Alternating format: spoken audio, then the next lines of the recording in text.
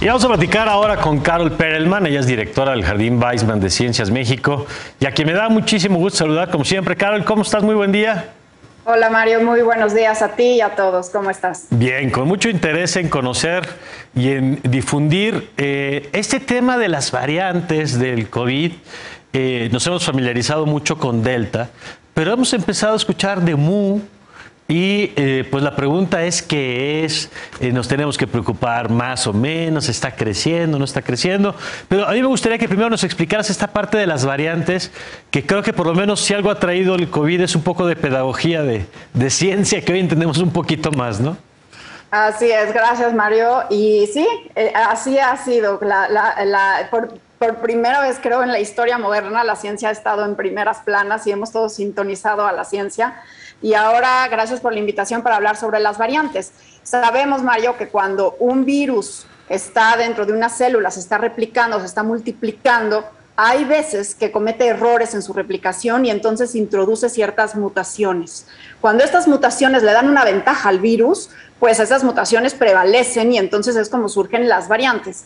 Ahora, hay muchas veces que se replican los virus, cometen errores en su copiado, y bueno, pues si ese virus ya no es viable, pues se inactiva y entonces esa variante no procede. Estas variantes que hemos estado escuchando, principalmente Delta, que es la primordial ahora en el país, la de mayor frecuencia, con 85% de los casos secuenciados encontrando Delta, lo que tiene es que son unas mutaciones que le han dado cierta ventaja. ¿Cuáles son las ventajas de Delta? Ya lo hemos platicado, es mucho más transmisible, parece que es más agresiva también y evade un poco a las vacunas, aunque las vacunas siguen siendo eficaces contra ella. Sobre todo entiendo, evade para el contagio, ¿no? No necesariamente que sea más grave que la persona que adquiere Delta, pero sí se dan más contagios que con la original, digamos, lo cual hizo recular incluso, por ejemplo, esta política en Estados Unidos de que ya no usábamos cubrebocas o ya no había que usar cubrebocas si estabas vacunado, y con Delta dijeron, no, siempre sí, ¿no? Así es, exactamente. Delta lo que hace es que sí está causando que algunas personas completamente vacunadas aún se contagian, pero sí las vacunas están funcionando haciendo que esas personas aún con COVID-19, si están vacunadas, cursan un COVID-19 mucho más leve y además pues las vacunas siguen funcionando, previniendo lo más severo y las hospitalizaciones y las muertes por COVID-19 y por eso hay que seguir vacunándonos porque las vacunas siguen funcionando. Eso es muy importante. ¿Y Mu qué características tiene? Bueno, pues ahora cuando surge una variante, Mario, se clasifica como variante de monitoreo y entonces se va monitoreando para conocerla. Esta variante Mu era variante de monitoreo, surgió en Colombia desde enero del 2021 y ha hecho la ola más importante de Colombia. Es una variante principalmente en Colombia, aunque ya sabemos que si el virus está en un lugar, está en todos lados y pues ya la tenemos en más de 39 países en todo el mundo, a Mu.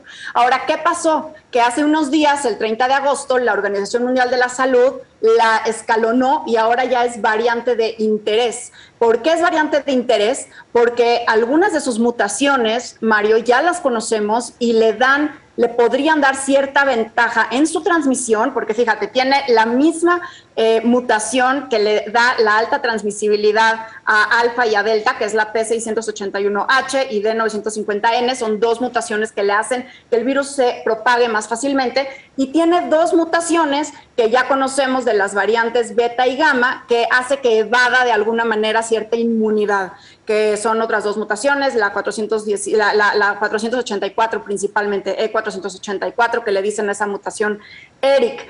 Tiene una mutación muy interesante, Mario, que tiene una inserción, o sea, tiene un aminoácido extra y eso es de llamar la atención, es algo que se está observando, pero lo más importante aquí es que se ha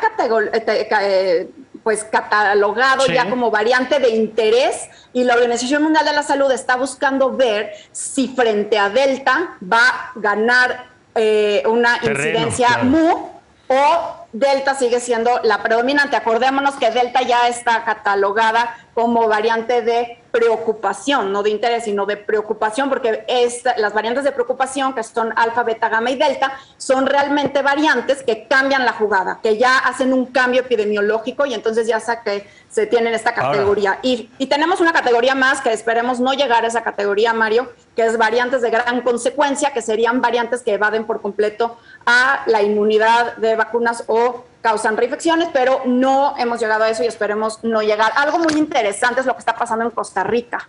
Fíjate que Costa Rica tenía una incidencia de MU en julio de 71% y ahora ya hubo una introducción de Delta y ahora prácticamente ya no hay MU. Y Delta le ganó en Costa Rica. Eso es algo que lo estamos viendo, está saliendo en la página de Covariance, que es una de las páginas que muchos seguimos para entender cómo está la dinámica entre las variantes, pero realmente pues habrá que entender, y la Organización Mundial de la Salud cuando hizo este anuncio de que la ponía como variante de interés, precisamente dijo que estará monitoreando a ver si cómo se comporta contra Delta. Ahora, déjame nada más insistir en lo que apuntabas ya, que hoy por hoy la vacunación sigue siendo efectiva contra todas las variantes.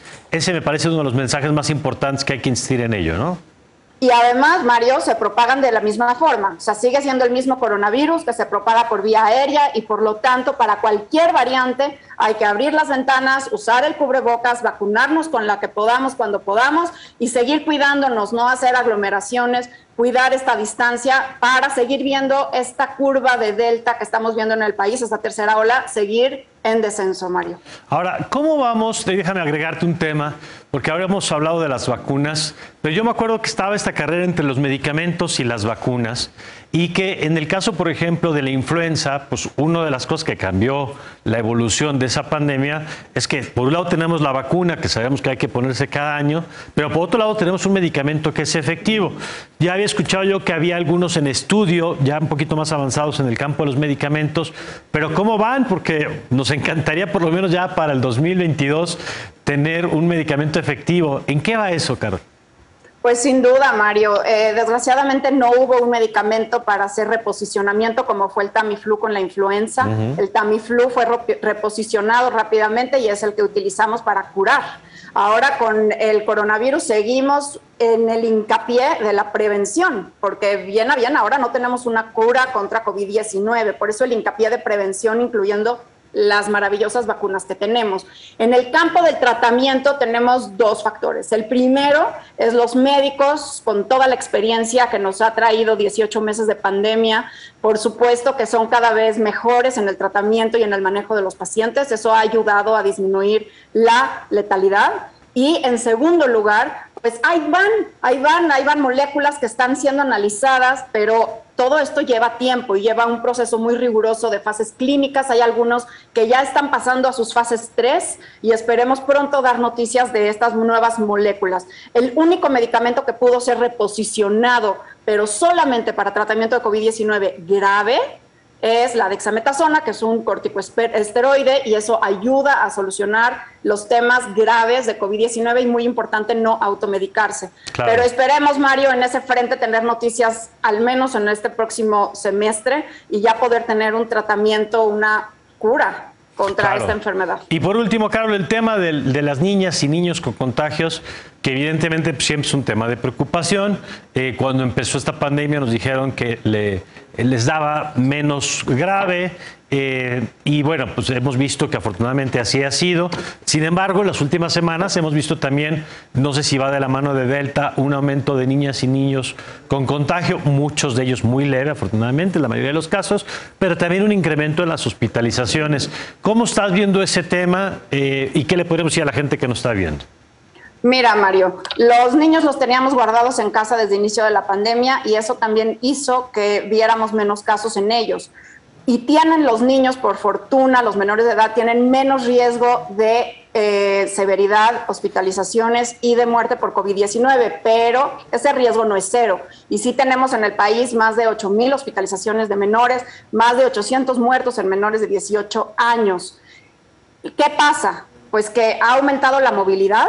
Tenemos ya a los niños saliendo, muchos de sus padres ya vacunados y entonces ya existe esta confianza y se están contagiando. Tenemos a Delta, que si bien Delta no es de que ataca primordialmente a los niños, bueno, pues contagia a cualquier ser humano, entre ellos a los niños. Y al ser más contagiosa, pues evidentemente tenemos más casos. Claro. Y al tener más casos, aumenta la proporción de casos infantiles. Ahora, acordémonos que no todos los hospitales están habilitados con terapias intensivas pediátricas, como lo son para adultos. Entonces, la saturación en las estancias hospitalarias pediátricas pueden alcanzarse más rápidas. Y finalmente, bueno, pues esta confianza que estamos aprendiendo a vivir con el virus, quizás es la oportunidad de hablar con los niños y que se aprendan a cuidar. Acordémonos que los niños sí se enferman menos grave, pero pueden propagar el virus aún siendo asintomáticos. Entonces, mucha atención y seguir con estas medidas que ya conocemos que funcionan, porque sí estamos viendo un incremento en casos, en hospitalizaciones y en severidad y muertes en la población de menores de edad, y por eso, bueno, sería muy importante poder tener ya esta vacuna para adolescentes, que ya tenemos autorizada en México, poderla ver ya en el Programa Nacional de Vacunación, incluir a los adolescentes. Así es, de 12 a 18 años. Gracias, Carol, como siempre. Gracias, Mario. Buena mañana a todos. Gracias, igualmente. Carol Perelman con el análisis, con la información, que estoy seguro que le habrá aclarado alguna duda. Y si le queda alguna, pues escríbanos. Y aquí la próxima semana seguimos con el tema en @foro_tv. Vamos a una pausa.